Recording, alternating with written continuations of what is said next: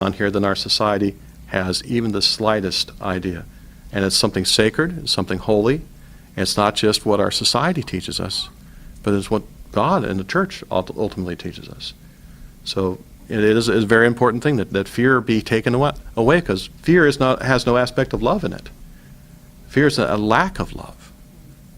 So when a couple can come together and recognize that they are possibly fertile, but decide to have relations anyhow, they have dispelled the fear of that child coming to be. Because if she says a little bit later and says, I'm pregnant, they're not surprised.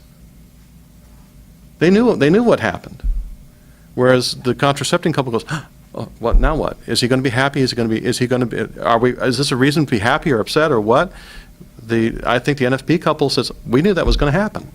We knew that was a possibility. That's taking control of your fertility and not being surprised. So I think if the virtue and the discipline and the understanding is there, fear disappears completely.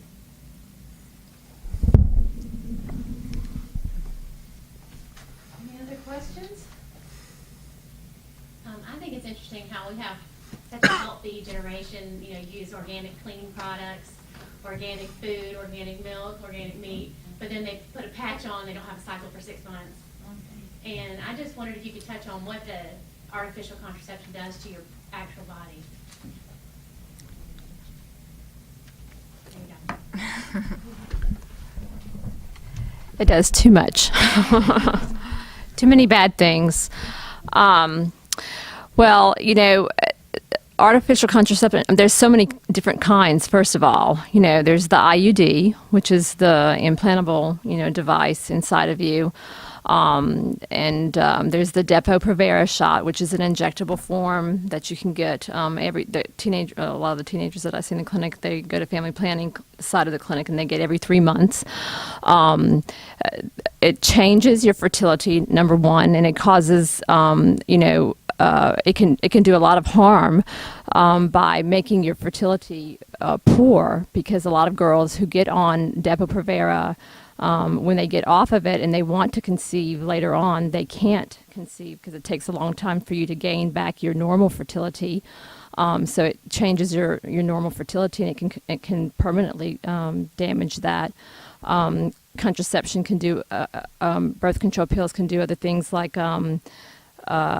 cause cancer. That there's a big cancer link between contraception and breast cancer. Of course, there's not a lot of, the media doesn't report that, but there are plenty of studies, and I'm sure Kathy and Harold Gray can talk about that the pill has been connected with that. There can be other cancers too that can go along with being exposed to continual estrogen and some of the progesterones.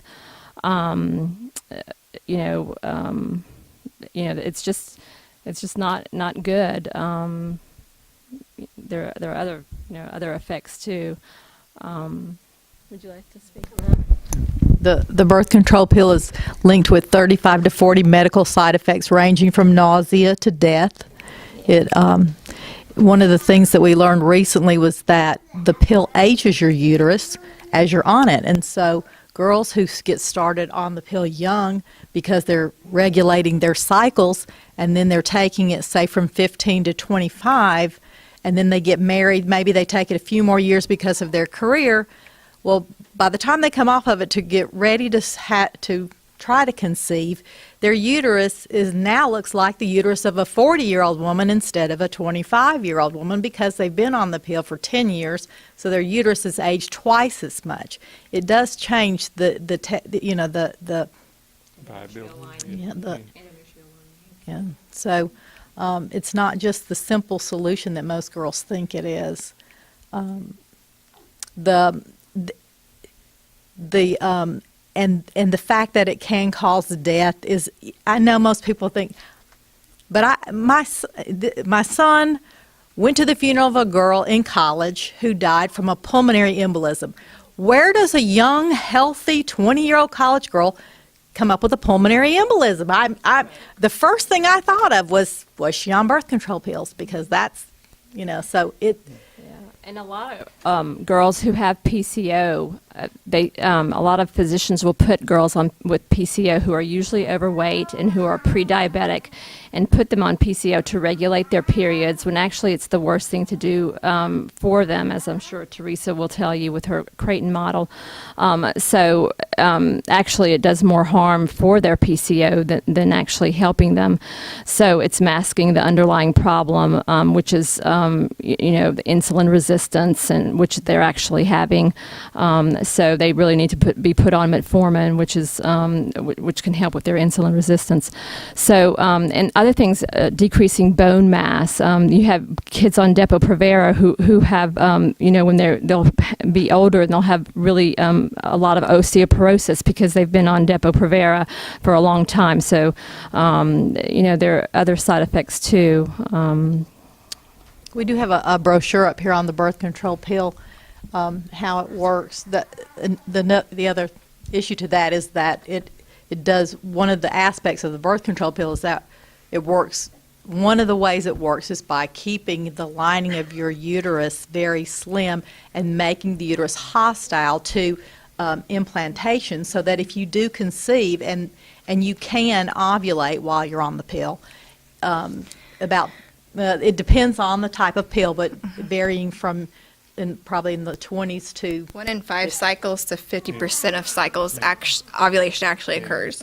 So it keeps you from the baby from implanting in the uterus. So one of the ways it works is by causing an early abortion. And if women were told that when they, because a lot of women don't realize that. And these touted health benefits to it, they're referring to the estrogen ones, and they have to be a certain milligram for those health benefits for preventing certain cancers to even be effective.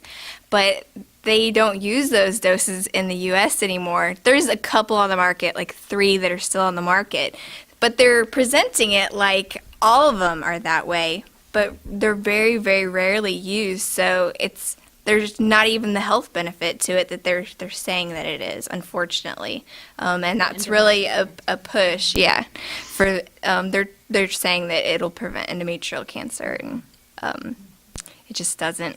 So it's misinformation.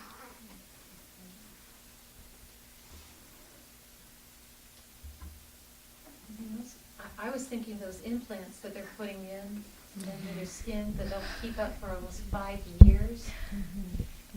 We're just finding out more and more about the dangers with the pill. And our mothers in the 60s, or some women in the 60s were taking it, and now we're finding so much breast cancer later. So the war on women, we're putting things in their arms, we're doing the Depo-Provera shots. We don't know what the long-term effects are going to be. When did the Depo come out? Do you know? I'm not sure Depo about shot? the date. I'm not But it's sure probably about the date. been more popular within just the last 5 years, don't you think? 5 to 10 years? It's been out a lot It's been longer out. than Oh, that. has it? Yes, it's been out a while. So they don't have a cycle for 3 months, is that it? And they keep going in for a shot? They does they that don't work? have a cycle for a long time. I mean, we see girls Stays that in your system. oh yes, and they can get off of it and still not have a cycle for a long time afterwards. And so I mean, we see girls. Oh yeah, we see girls that don't have cycles for a long time after they've been off of the Depo. Yeah. So and while they're on it, they actually like that, because they're so used to not having cycles that they're not used to having cycles when they're on it, and so they actually start to like that because they're not having to bleed, and so it's sad. It's really sad. And the effectiveness of the arm implants decreases drastically over the course of those 5 years. So it may be highly effective at the beginning, but towards your 3rd, 4th year, it's really not very even effective anymore. And You're it's not also told that. less effective if you're really overweight too. So these girls who are overweight could still get pregnant. Yeah. And if you think about it, women of all different sizes are put on the same dosage of birth control. So are you under-medicating some women and severely over-medicating these 13-year-old girls? Yeah. That's something that's not usually thought of. But there's dosage issues there as well.